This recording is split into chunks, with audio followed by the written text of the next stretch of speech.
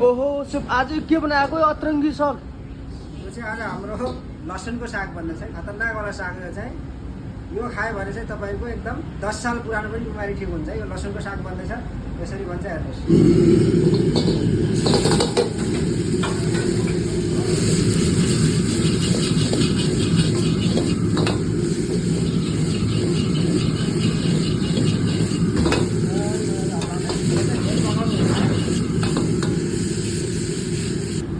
यसमा चाहिँ अलिकति नमक हाल्ने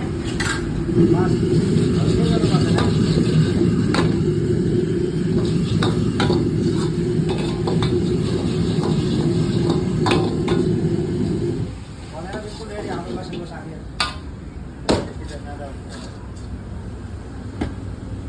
यस्तो हुनु पर्यो यस्तो